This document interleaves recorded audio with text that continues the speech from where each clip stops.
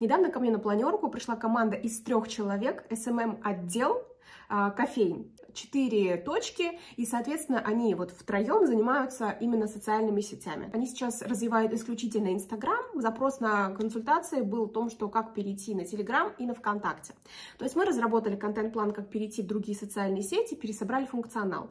Но самое интересное было то, что у них 2 человека в команде занимаются одним и тем же функционалом. То есть в процессе вот нашего аудита выяснилось, что они, в принципе, дважды друг за другом переделывают одну и ту же работу.